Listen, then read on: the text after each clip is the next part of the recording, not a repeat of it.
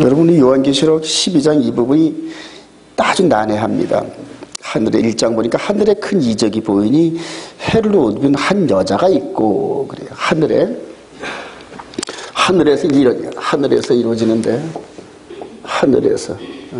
자, 이거는 보통 이제 영적인 이런 부분들로 이제 표현할 수가 있어요. 그래서 이제 첫째 한 여자가 이렇게 등장을 합니다. 이 여자가 아이를 낳고 그 다음에 그 아이는 장차 철장 권세로 세상을 다스리는 이런 뉘앙스나 이런 거 볼 때 전부 다 이 아이는 예수 그리스도예요. 전부 이것까지 생각할 수가 있단 말이에요. 이런 식으로. 자, 그리고 한 여자가 등장하면서 또 다른 이적이 보이니 7머리 10뿔을 가진 붉은 용이 나타나요. 붉은 용. 자, 그래서 이 부분을 큰 흐름 속에다 전체를 좀 볼 수 있는 분이 좀 필요합니다. 그래서 한 여자의 아이 후손 이런 식으로 해가지고 요한 사도가 이렇게 그림을 보면서 이제 선, 악 이런 부분들을 이제 구분하고 이렇게 합니다.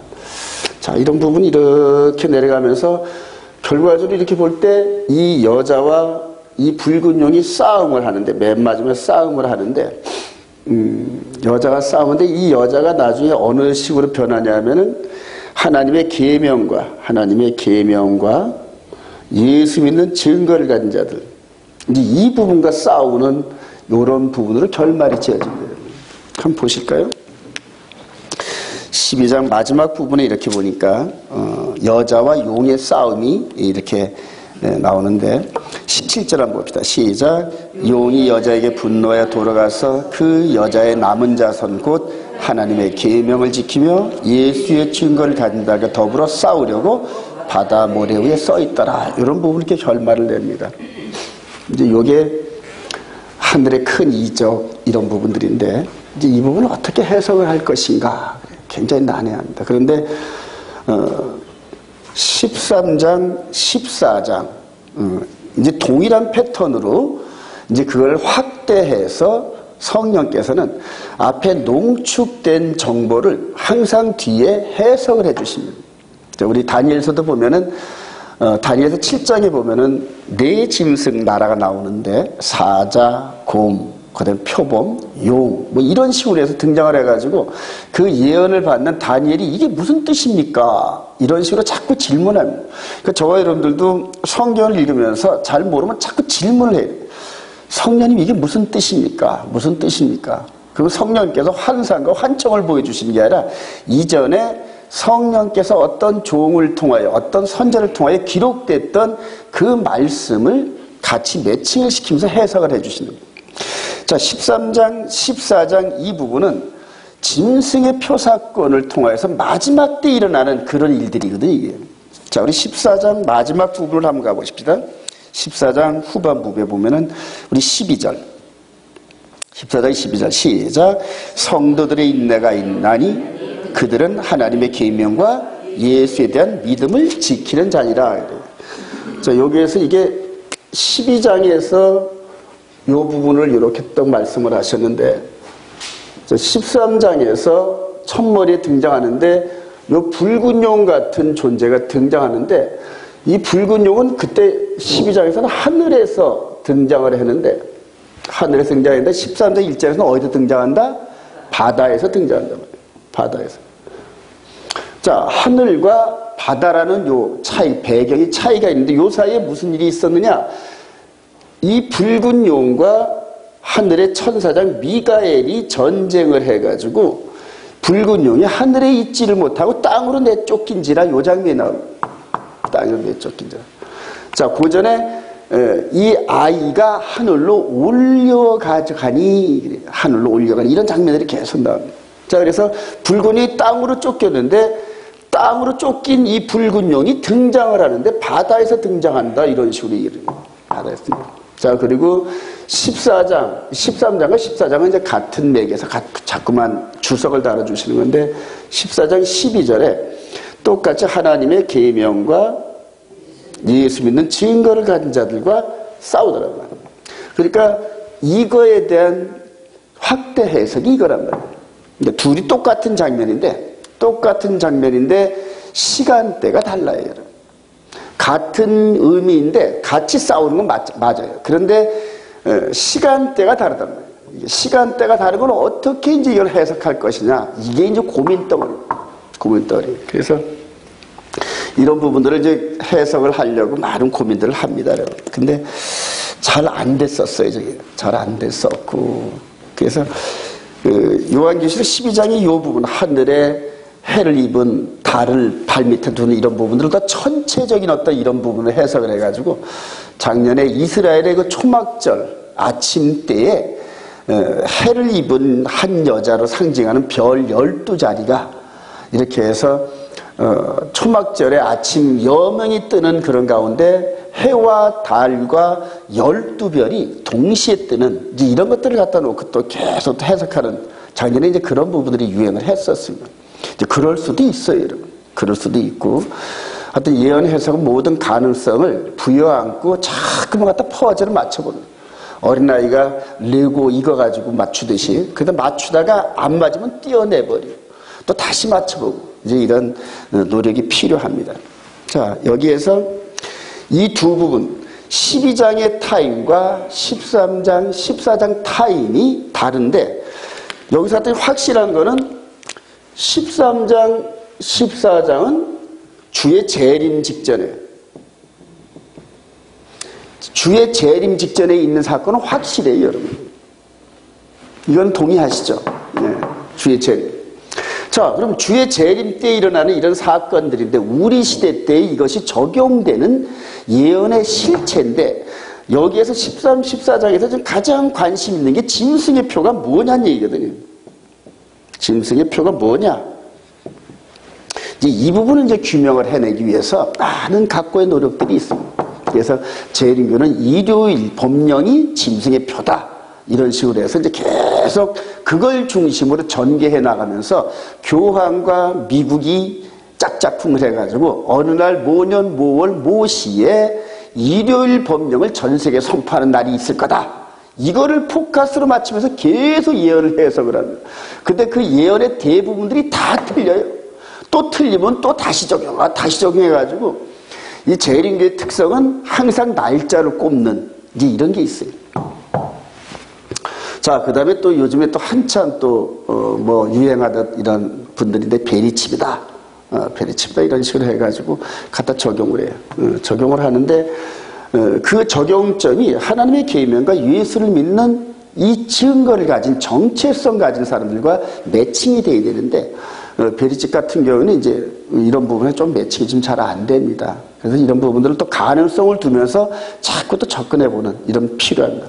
자, 하여튼 13, 14장을 반으로 뚝 잘라서 이게 이제 우리 시대에 되어지는 그 일들 그래요. 그럼 이거는 뭘까요? 이제 이거는 주의 초림 시대 때 이루어져요. 초림 시대 때. 이제 초림 시대 때 이루어지는 이 일과 근데 재림 시대 때 이루어진 일이 똑같은데 이것을 어떻게 해석을 하느냐? 어떻게 합리적으로 성령께서 이끌어 가시는 순기능적인 해석을 할 것이냐? 왜냐하면 성령님의 해석은 흘러요. 쫙 흐릅니다. 그래서 용암이 마치 높은 데서 낮은 데로 향해서 쭉 흘러내리듯이 이런 식으로 흐릅니다. 여러분, 성경의 해석은. 그리고 이 부분을 매끄럽게 해석하는 그러한 그 학파가 여태까지 없었어요. 그리고 특히 계시록을 해석하면 왜 한 절 한 절씩 전부 이렇게 뜯어가지고 해석하는지 모르겠어요.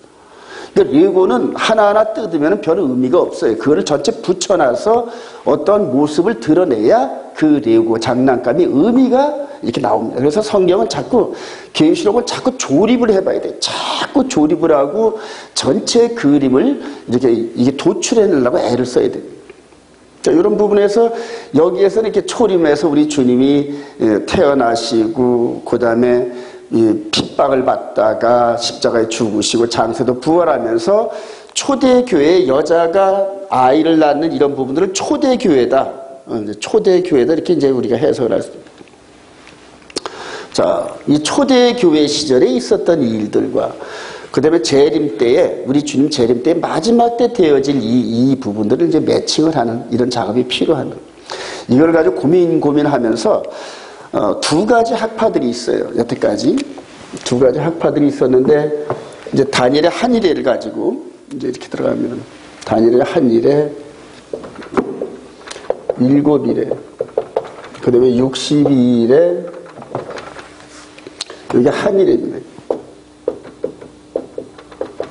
이제 이 부분이, 이 한일회 이 부분이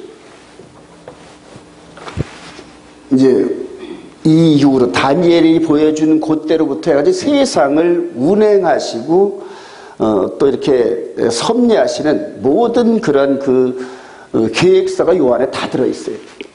요 안에 다 들어있는데, 자, 이 부분을 이제 대체 신학적 관점에 있는 분들은 어떻게 해석을 하냐면은 7일에 이렇게 놓고 난 다음에 한일에 놓고 62일에, 그 다음에 7일에 한일에 이 부분을 놓고 대체 신학적, 특히 재림교 분들은 어떻게 해석을 하냐면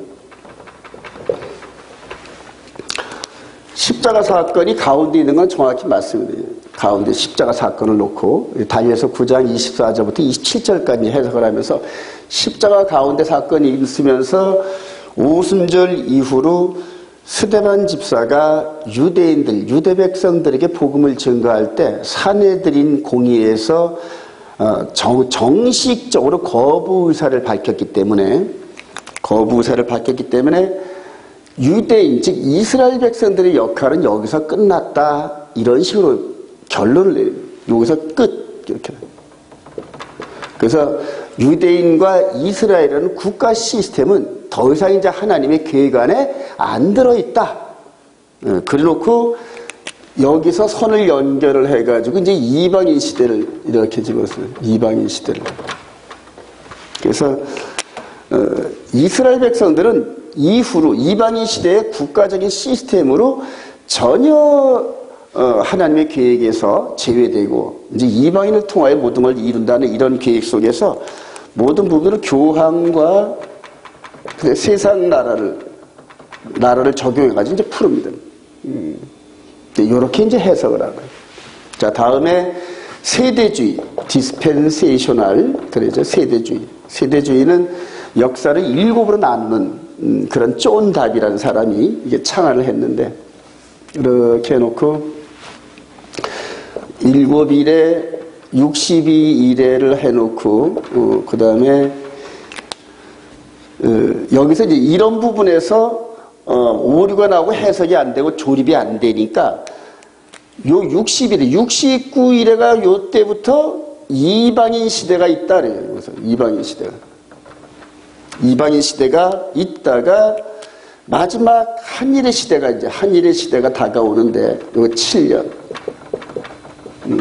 그 이방인 시대를 가운데다 두면서 쭉 밀고 나갑니다. 그러면서 7년 한일의 이 부분을 역사의 끝자락에다 통째로 갖다 놓습니다. 그러니까 대체 신학은 7년을 주님 초림 시대에다 통째로 갖다 놓고, 그 다음에 세대주의는 이 한일을 역사의 끝자락에 놓으면서 어떤 부분을 포인트로 잡냐면은 7년 평화가 이루어진다. 평화조약. 7년 평화조약이 이루어지면 그때부터 한일회가 시작되는 거다. 이제 이런 식으로 해가지고 어떻게든지 이쪽 전 세계 정상들이 모여서 이 이스라엘과 아랍 측이라든가 세상 나라와 함께 7년 평화가 이루어지는 이거에다 자꾸 포커스를 갖다 맞추는 거예요. 자, 그런데 다니엘서 9장 24절부터 27절까지 보면은 한일의 중간에 십자가 사건이 있습니다. 여러분, 한일의 중간에. 근데 제가 이거를 발견하기까지 아주 많은 그런 그 혼란이 있었어요. 그래서 한일의 7년 안에는 가운데다 십자가 사건이 있기 때문에 그대로 이 역사의 끝자락에 갖다 놓은 세대주의 해석은 그대로 어떤 걸 갖다 적용을 하더라도 성경과 안 맞게 되어 있습니다. 퍼즐. 그래서 레고를 맞추는데 기본 설계도대로 안 맞추면 아무리 잘 맞춰도 안 맞거든요, 끝에가. 이런 부분들의 딜레마가 있어요. 그래서 재림교 쪽에 있는 부분 갖고도 한동안 고민하는데 레고가 안 맞아요. 그 다음에 이제 세대주의 관점 이거 갖고도 이제 안 맞는단 말이에요. 왜냐하면 이 한일의 이 부분이 이스라엘을 통하여서 역사를 이루시는 요 한일의 이 부분이 시작과 끝을 이스라엘을 통해서 이루시겠다, 이 결론이에요. 자, 그러면서 고민을 끌어안고 있다가 이제 여러분들에게 일단 피력을 했던 것처럼 이 히브리 뿔이 토라 포션 안에서 하나님의 섭리를 발견했단 말이에요. 이제 여러분들에게 이제 얘기했던 것처럼 야곱과 에서가 장자권 싸움을 하면서 중간에 이방인 시대를 거쳐가지고 들어오면서 장자권을 마무리하고, 그 다음에 요셉과 10명의 형이 또 장자권 싸움을 벌리면서 이렇게 이 가나안 땅에서 벌리다가 요셉이 먼저 애굽으로 팔려가지고 이렇게 돌았다가 4대 만에 돌아와가지고 여호수아를 통하여서 땅을 나눠주는 이런 관점에서 장자권 문제가 해결되니까 항상 역사의 무대는 이 야곱과 에서가 베델 하나님의 집, 여기 요셉과 10명은 가나안 땅 아브라함에게 약속한 땅. 그래서 이 땅을 차지할 때 항상 이 지역에서 이렇게 돌아오더라고요. 이제 이 그림 패턴이 발견되더라고요. 이 그림 패턴이. 자, 우리 구주 예수 그리스도께서 한 일해 동안에 중간에 오순절 사건을 통하여 신약교회가 태동됐습니다. 신약교회가 하늘의 장자이신 예수와로 말미암아 신약교회가 잉태됐던 스토리가 바로 한 여자 스토리. 그래서 이 해를 입은 여자가 아이를 낳으니, 그래요.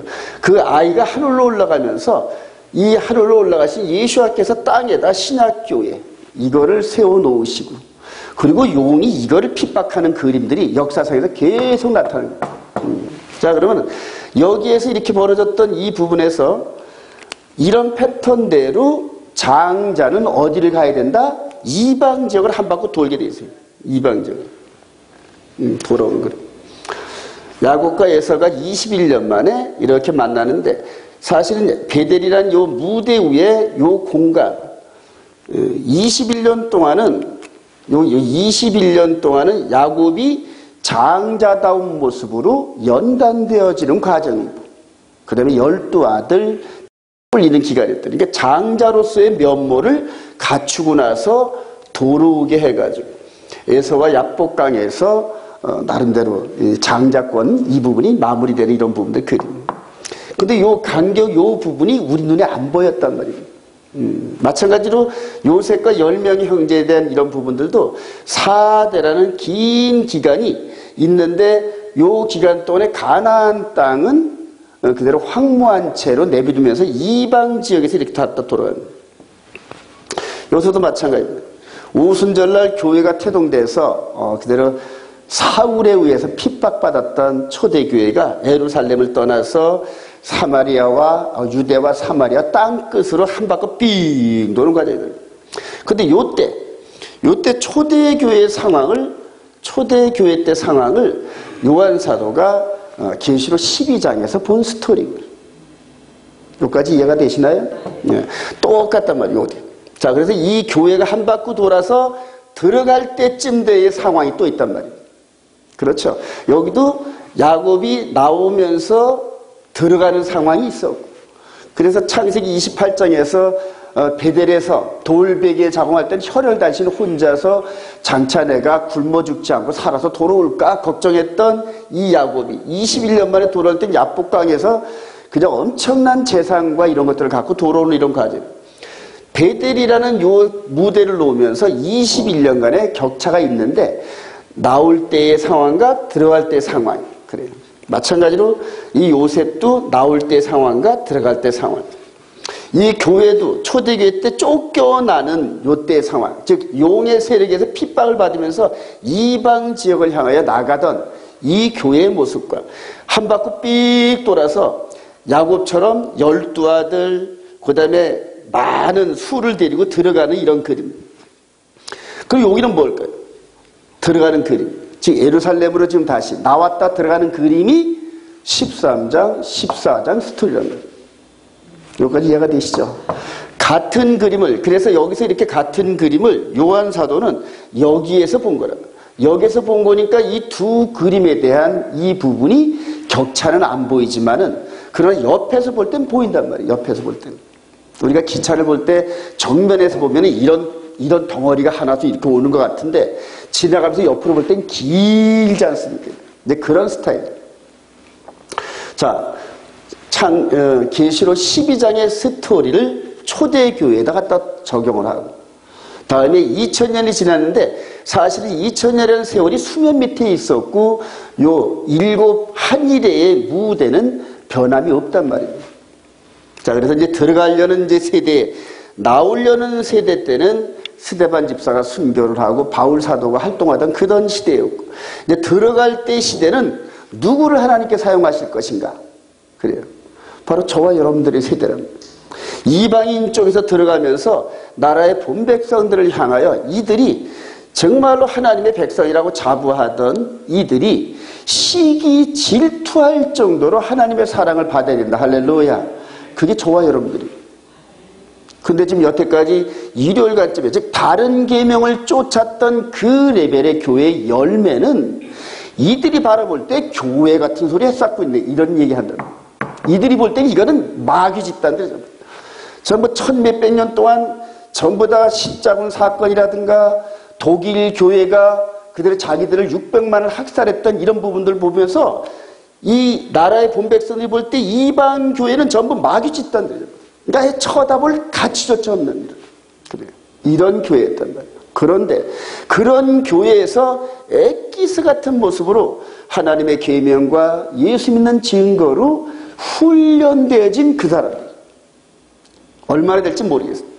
훈련된 그들이 이쪽으로 접근하면서 하나님께서 여호수아 시대 때 지원했던 하늘의 우박과 벌꿀두가 뭐 이런 거 왕보를 보내가지고 마치 미사일 드론으로 미사일 쏘듯이 적군들한테만 쏴. 그래서 우리가 하나님의 이름으로 표를 받아야 됩니다. 이 영적 싸움입니다. 자, 짐승의 표를 받은 자들과 그 다음에 하나님의 표를 받은 자들이 겉모습으로 보면 별 차이가 없어요. 근데 신령패배를 들여다보시면 하나님께서는 아군과 적군을 정확하게 구분하십니다. 그래서 여기에서 있었던 이 야복강에서의 천사의 도움, 그 다음에 여호수아를 정복하는 이 가나안 땅을 정복하는 가운데서 하늘의 기적과 표적으로 도와주셨던 그 사건들이 이제는 저와 여러분들을 돕기 위해서 천사장 미가엘이 등장한다는 거예요. 할렐루야. 그래요. 우리 다니엘서 12장에 보면 마지막 때에 천사장, 너희들을 호위하는 미가엘 천사장이 등장해요. 그 가브리엘 천사가 안 되던 이 용의 세력을 미가엘 천사장이 등장하라니까 찍소리도 못하는 거예요. 하늘에서 쫓겨났잖아요. 미가엘 천사장. 초대교회 때 쫓겨났던 붉은 용의 세력이 마지막 때 자기들의 세력 42달이 지금 저들 칼을 갈고 기다리고 있습니다. 합법적으로 가을절기, 나팔절, 대속절, 초막절 이 가을절기에 42달 전 3년 반은 진짜 메시아가 사용을 하셨단 말이에요. 인카네이션 해가지고. 자, 후 3년 42달 동안 저들의 때를 기다리면서 칼을 갈고 있는데, 칼을 갈고 있어요. 뭐 하려고? 이렇게 들어오는 하나님의 거룩한 백성들을 잡을 준비를 하고 있다는 얘기예요. 42달 동안. 저들의 때에 저들의 소굴에다가 하나님의 훈련된 백성들을 집어넣으신다는 거예요. 한번 네가 한번 해봐라. 내가 훈련한 나의 신부들, 흠도 티도 주름 잡힌 것이 없는 나의 신부들을 네가 에덴 동산에처럼 또 한번 미혹해보라는 거예요. 에덴 동산에서 하나님의 말씀, 언약, 계명을 갖고 흔들어서 넘어뜨렸는데 마지막 때 한번 또 한번 해보라고 또 내주시거든요. 그래, 첫사람 아담 때는 넘어갔단 말이에요. 어디서 땅에서 난 아담이 있대. 그러나 마지막 아담이신 그분은 하늘에서 나셨다. 할렐루야. 그분의 능력과 영적인 도움을 받는 저와 여러분들이 어찌 마귀의 그 속임수에 넘어가요? 안 넘어가는 거 믿으시면 아멘. 그래요. 바울 사도가 이걸 봤단 말이에요. 여기서 나오는 과정에서 이걸 봤단 말이에요. 우리 데살로니가 후서 2장 한번 봅시다.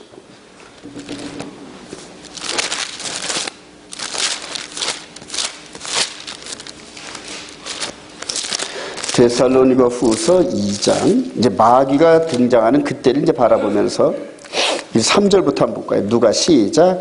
누가 어떻게 하여도 너희가 미혹되지 말라. 먼저 배교하는 일이 있고 저 불법의 사람 곧 멸망의 아들이 나타나기 전에 그날이 이르지 아니하리니 그는 대적하는 자라 신이라고 불리는 모든 것과 숭배함을 받는 것에 대항하여 그 위에 자기를 높이고 하나님의 성전에 앉아 자기를 내가 너희와 함께 있을 때 이 일을 너희에게 말한 것을 기억하지 못하느냐? 너희는 그의 때에 나타나게 하려 하여 막는 것이 있는 것을 아나니. 5절 6절 그의 때에 나타나게 하려 함으로 이 붉은 용이 초대교회 때 핍박을 시작하였지만 막는 자가 있다. 그리고 그의 때, 즉 붉은 용이 자기 때에 등장하게 하려고 즉 하나님께서 이렇게 법으로 정해놓으셨단 말이야. 야, 너는 네 때가 있어. 아직 아니야. 그래서 지금은 바울 사도가 이 이방인의 충만한 이 시대를 보라, 지금은 은혜 받을 만한 때요. 보라, 지금은 구원 얻을 때라. 저와 여러분들이 이방인 가운데서 이렇게 바울 사도의 첫 번째 피 묻은 바톤을 받고 복음의 바톤을 받고 이 복음의 소식을 깨달으면서 하나님의 자녀가 된 걸 믿으시면 아멘. 그래요. 빚을 졌단 말이에요. 바울 사도는 이렇게 지혜를 깨달은 자기 자신이 파수꾼의 사명 속에서 자기 손에 피가 잔뜩 묻었거든요. 믿음의 선진들이, 자기 이전에 믿음의 선진들이 이 복음을 가져오기 위해서 가져왔던 피 묻은 그런 그 바톤을 자기 손에 쥐었다는 거예요. 근데 저와 여러분들이 이렇게 받았던 바톤을 이제 이 나라의 본 백성들에게 전해줄 사명이 있는데, 사명이 있는데 마지막 때 되어지는 저와 여러분들이 그 사명을 망각하고 그냥 세상의 즐거움과 세상의 부귀영화와 땅의 것을 쫓다가 사명자의 이런 것들을 다 망각한 채로, 그래서 내 손에 피가 있는 상태에서 그 피값을 누구한테 묻는다? 가지고 있는 자에게 묻는다. 그래. 내가 이 소식을 전하지 않으면 그 화가 내게 미친다. 여러분들 수많은 다른 사람들 탓할 거 없어요. 여러분 다른 사람 보지 마세요. 이 비밀, 복음의 비밀을 깨달으면서 시대적인 소명을 깨달은 자는 그 자체가 사명자입니다. 이해가 되시면 아멘. 하나님께서 이렇게 뽑아서 사명자를 하는 게 아니라 말씀을 비같이 내려주시면서 깨달은 자는 사명자라는 거예요. 깨달은 자. 바울 사도가 나는 복중에서부터 이방인의 사도로 디자인됐던 사람이야, 이런 식으로 자각했던 것처럼 저와 여러분들이 비록 세상에서 어떤 방법과 어떤 모습으로 살았는지 그거는 묻질 않아요. 지금 이 시간에 하나님의 메시지를 들으면서 이 시대의 이 긴 구속사의 여정 속에서 우리가 여기에 놓여 있는데 이때에 성령님께서 무슨 일을 하실 것인지 깨닫는 자가 바로 사명자라는 거예요. 그래요. 계시록 12장, 13장, 14장을 숲으로 보시면서 이걸 나무 하나하나로 보면 그림이 안 잡힙니다. 전체로 숲을 바라보면서 마지막 하나님의 계명과 예수 믿는 증거 가진 자가 저와 여러분과 믿으시면 아멘. 제가 이거 가지고 한 10년 가까이로 고민했어요. 이게 도대체 뭔가. 그래요. 나중에 알고 보니까 간단하더라고요. 우리 주님과 함께 새 언약을 맺으면서 우리 마음판에 계명을 기록하고 그리고 성전 시스템을 가지고 그대로 하늘나라에 달려가는 자들이 바로 이런 자들이에요. 이런 자를 가로막으려고 붉은 용이 마지막 발악을 하는 게 짐승의 표 사건이에요. 짐승의 표 사건. 초대교회 때도 이 사건이 있었어요. 짐승의 표 사건 같은 이런 것들이 있으면서 붉은 용에게 굴복 안 됐던 그런 백성들이 렘넌트, 남은 자들이었다. 이제 마지막 시대에 사자, 곰, 그 다음에 용, 표범 같은 이 전 세계 연합체에 의해서 전 세계가 한 손에 저희들의 손에 집혀질 때 아니야, 그건 아니야, 이런 식으로 일어서서 대적할 수 있는 그런 사람들을 지금 하나님이 준비했어요. 어제 우리가 토라 포션하면서 했는데 그대로 우리가 불결한 이런 부분들, 그 다음에 남자와 남자, 여자와 여자와 짐승과 교합하는 자는 불결하고 부정한 자니 반드시 죽여라, 이런 식으로 하나님 법이 세워졌는데 지금은 전 세계가 동성애가 합법적인, 우리나라만 그거 막으려고 지금 애쓰고 있는데 그러나 결과적으로 통과됩니다. 지금 서구 사회에서는 동물과 수관하고 동물과 결혼하는 것도 합법화되려는 이런 법들이 추진되고 있어요. 지금 하나님의 법에 아주 공개적으로 대항하는 이런 시대가 다가오고 있어요. 이거를 하나님이 그냥 내비두시겠냐는 얘기예요. 근데 그런 가운데서 남은 자들은 이렇게 하나님의 계명과 예수 믿는 증거가 뭔지 깨달으면서 생명을 걸면서 이 42달 동안 적그리스도 진영과 대적할 준비가 되어 있는 자들, 이 두 증인의 사이가 오늘 이 아침 시간에 이런 것들을 마음에 깨달으면서 성령의 음성을 듣기를 소망합니다. 과연 성령께서 이렇게 해서 우리들에게 말씀하시는 이런 부분들을 이런 과정에서, 이런 야곱의 이런 과정에서 힌트를 얻으면서 마지막 야곱과 요셉의 후예들이 가나안 땅에 안착했던 것처럼 저와 여러분들이 아브라함과 그 족장들이 약속했던 가나안 땅에 들어가는 천년왕 메시아 왕국에 들어가기 위해서 마지막 관문이 저와 여러분들에게 남아있는데 마지막 때 이 사명 감당하기를 소망합니다. 여러분. 삶의 정황 속에서 나에게 맡겨진 삶의 영역 속에서 성령께서 이끌어 가시는 대로 하나님의 계명과 예수 믿는 증거를 가지고 적그리스도 진영과 싸워 승리하는 저와 여러분 되시기를 주님의 이름으로 축원드립니다.